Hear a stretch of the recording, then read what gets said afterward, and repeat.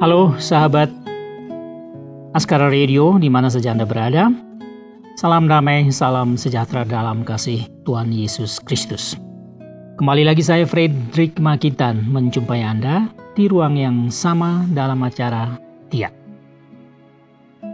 Nah, sahabat, kita akan meneruskan perjalanan panjang kita dalam hal coba menyimak dan belajar memahami apa yang dikatakan oleh Tuhan Yesus, khususnya dalam khotbah Tuhan Yesus di bukit. Di salah satu bukit di Galilea, Israel Utara pada kira-kira 2000 tahun yang lampau. Dan sampai sekarang tetap sepanjang zaman diberitakan kepada setiap orang beriman. Nah, kita sudah sampai hari ini, kita sampai pada beberapa ayat yang semuanya adalah perkataan-perkataan Yesus, yang kita tahu bahwa Yesus mengajar ke-12 murid yang baru ditetapkan sebelum khotbah ini. Dan sampai di sini sampai sekarang kita akan membacakan beberapa ayat sebagai dasar dari pembelajaran atau perenungan kita. Saya ambil dari Matius pasal 5, ya kita sudah sampai di situ, Matius pasal 5 ayat 43 sampai 48. Oke, secara cepat saya akan membacakan untuk Anda. Kamu telah mendengar firman, kasihilah sesamamu manusia dan bencilah musuhmu. Tetapi aku berkata kepadamu, kasihilah musuhmu dan berdoalah bagi mereka yang menganiaya kamu. Karena dengan demikian kamu menjadi anak-anak Bapamu yang di sorga yang menerbitkan matahari bagi orang yang jahat dan orang yang baik. Dan menurunkan hujan bagi orang yang benar dan orang yang tidak benar. Apabila kamu mengasihi orang yang mengasihi kamu, apakah upamu? Bukankah pemungut cukai juga berbuat demikian? Dan apabila kamu hanya memberi salam kepada saudara-saudaramu saja, apakah lebihnya? Apakah lebihnya daripada perbuatan orang lain? Bukankah orang yang tidak mengenal Allah pun berbuat demikian? Karena itu, haruslah kamu sempurna sama seperti Bapamu yang di sorga adalah sempurna. Wow, ini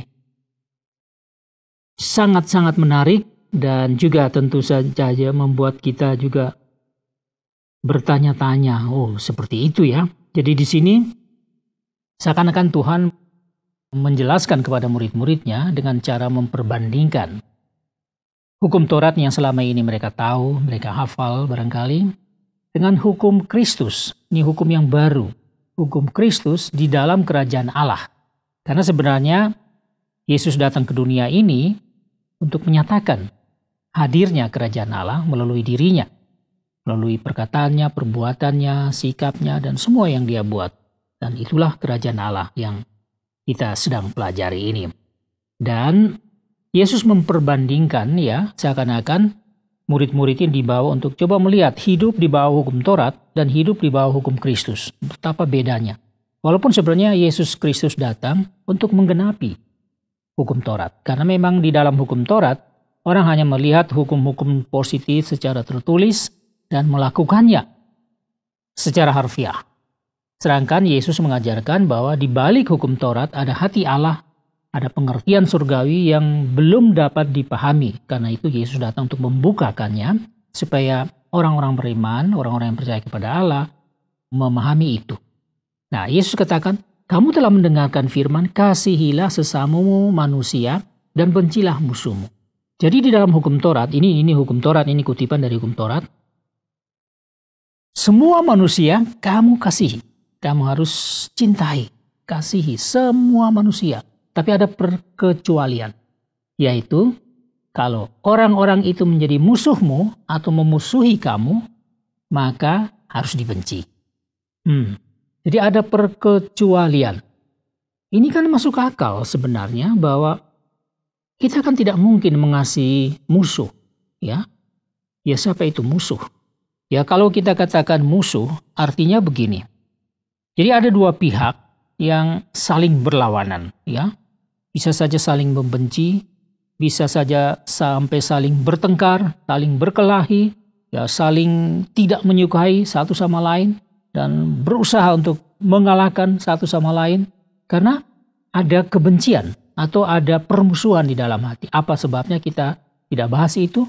Tetapi kalau seseorang bermusuhan dengan orang lain, sekelompok dengan kelompok yang lain, satu masyarakat dengan masyarakat yang lain, maka yang ada adalah semua usaha-usaha untuk berlawanan satu sama lain dan saling mengalahkan karena permusuhan. Nah, tetapi dengan adanya permusuhan memang hidup akan selalu begitu, berlawanan sampai suatu saat kalau permusuhan itu hilang dan orang bisa saja berbalik menjadi berteman, bersahabat, dan itu tidak mustahil.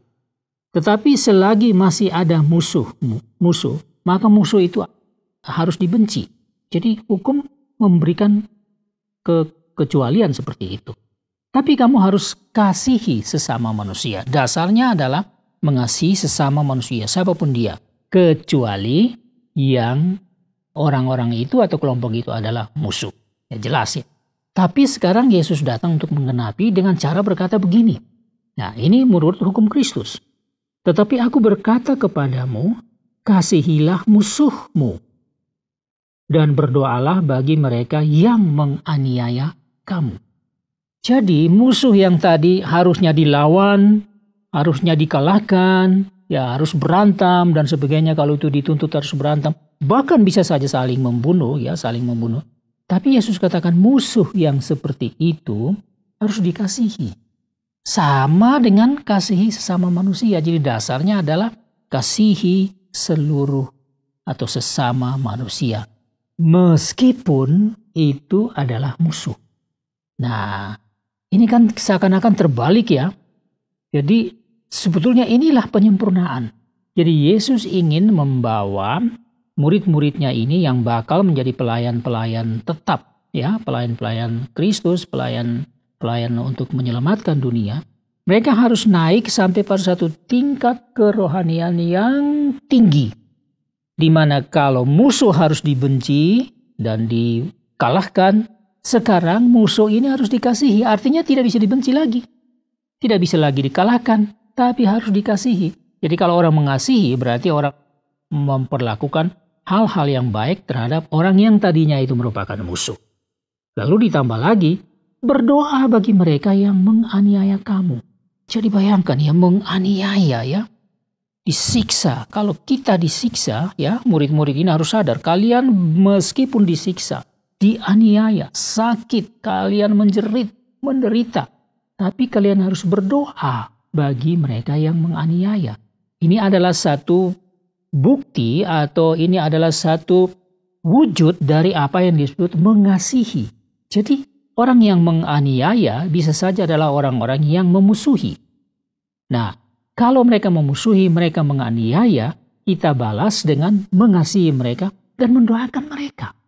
Nah, ini artinya bahwa ini bukan sekadar mengatakan bahwa aku mengasihi musuh, tapi dibuktikan apakah aku benar-benar berdoa untuk orang-orang yang dikatakan musuh itu, yang aku musuhi atau yang memusuhi aku.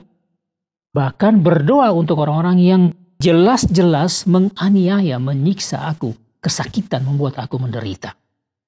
Ini adalah bukti dari mengasihi itu. Jadi bayangkan, ini seakan-akan orang meloncat dari satu tempat yang begitu rendah, ya, membenci musuh, sampai begitu tinggi, bukan membenci musuh tapi mengasihi musuh, bahkan berdoa untuk keselamatan mereka yang membenci kita, yang merupakan musuh kita. Nah, ini satu lompatan yang terlalu tinggi. Tapi tentu saja Yesus mengajarkan mereka, itu seharusnya menjadi target kalian. Dan itulah hukum Kristus. Jikalau kamu mau masuk di dalam lingkaran kerajaan Allah yang aku bawa ke dalam dunia ini, kamu percaya kepada aku dan kamu masuk ke situ, ya kamu harus sampai ke sana. Jadi semakin tinggi nilai-nilaimu, semakin tinggi imanmu, semakin tinggi kasihmu, semakin dalam pula kasihmu, imanmu, dan semakin luas dalam pemahaman tentang kehidupan, sehingga kamu tahu mengapa kamu harus mengasihi musuh, misalnya, atau berdoa bagi mereka yang menganiaya kamu. Jadi kira-kira begitu yang Yesus mau jelaskan. Tapi Yesus memberikan juga penjelasan dengan cara yang lain di sini. Karena dengan demikian, kamu menjadi anak-anak Bapamu yang di surga, yang menerbitkan matahari bagi orang yang jahat dan orang yang baik, hujan bagi orang benar dan orang tidak benar. Nah, ini sebagai satu contoh yang Tuhan Yesus berikan. Nah, sekarang coba kamu memandang Allah sebagai Bapa. Ya. Apakah Allah hanya memberi makan kepada orang baik saja, sedangkan orang jahat tidak diberi makan? Allah membiarkan mereka hidup, beri makan. Apakah Allah hanya memberkati mereka dengan cara memberikan matahari dan hujan bagi orang-orang yang baik saja, yang tidak melanggar hukum saja, atau juga pada orang-orang jahat, orang-orang yang memusuhi kamu? Ya, dia memberi makan, dia memberi hujan, dia memberi matahari, memberikan terang, dan semua yang dibutuhkan sama, baik dibutuhkan oleh orang yang baik maupun dibutuhkan oleh orang yang jahat. Dan semua manusia sama. Nah, ini berarti satu target yang kalian harus capai. Kalian harus sampai ke sini bahwa kalian harus memandang semua orang itu sama karena mereka dikasihi oleh Allah, maka kalian juga harus mengasihi mereka sama karena mereka dikasihi oleh Allah. Harus memiliki kasih semacam itu. Jadi tidak lagi membedakan apakah ini orang baik, ini orang jahat, ini orang benar, ini orang tidak benar, ini musuh, ini teman. Tidak lagi seperti itu. Lalu Tuhan memberikan penjelasan dengan cara yang lain. Apabila dengan contoh ini, apabila kamu mengasihi orang yang mengasihi kamu, ya upahmu apa ya? Orang lain juga gitu. Pemungut cukai, Tuhan Yesus kasih sebagai satu contoh. Pemungut cukai ini dipandang sebagai orang-orang berdosa. Ini stigma untuk pemungut cukai. Karena memang mereka itu kejam. Mereka itu menarik pajak, memberatkan rakyat lebih dari ketentuan yang ada. Jadi mereka terus punya menyiksa kehidupan. Padahal pada kehidupan pada waktu zaman penjajahan Romawi waktu itu, orang-orang Israel sungguh menderita. Menderita sekali. Wah, mereka banyak cerita tentang hal itu. Tetapi mereka masih juga tega-teganya untuk menarik pajak tinggi. Sehingga mereka menjadi kaya, menjadi mantap, menjadi bagus. Tapi orang lain yang menderita. Jadi mereka ini dibenci. Nah, lalu Yesus katakan, lah pemungut cukai kan juga bisa mengasihi orang yang mengasihi mereka. Jadi kalau orang mengasihi mereka, ya mereka mengasihi. Lah kamu apa bedanya? Kamu harus ada perbedaan dengan mereka. Kalau pemungut cukai hanya mengasihi orang yang mengasihi mereka, kamu harus bisa mengasihi orang yang tidak mengasihi kamu. Begitu. Jadi sekali lagi ada satu loncatan yang tinggi dalam hal spiritual life, dalam hal bagaimana hidup kerohanian. Nah, akhirnya Tuhan tutup dengan hal ini. Karena itu, haruslah kamu sempurna sama seperti Bapamu yang di surga adalah sempurna. Jadi Tuhan mau orang-orang yang mengikuti Dia menjadi murid-muridnya, ya, yang beriman kepadanya, hidupnya harus berbeda. Bukan berbeda dalam arti lebih liar dan sebagainya dan eksklusif dan bangga atas diri sendiri, bangga atas warga sebagai warga kerajaan Allah, tetapi hidup lebih baik, lebih benar yang ditunjukkan, diwujudkan di dalam kehidupan sehari-hari.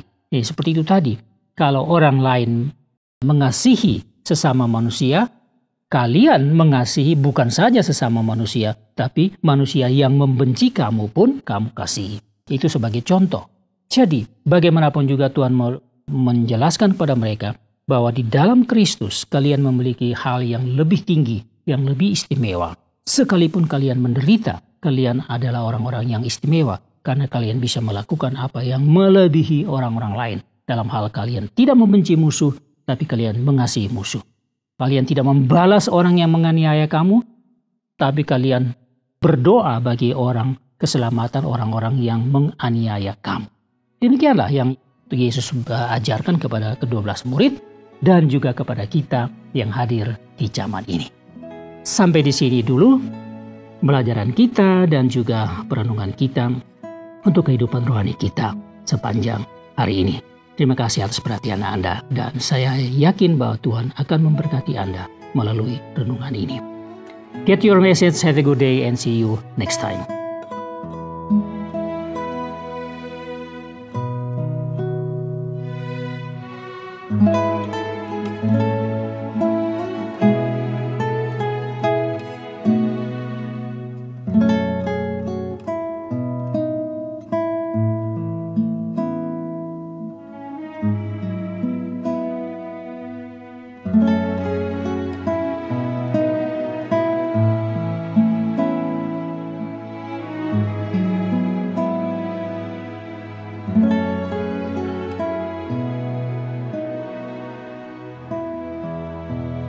Tuhan.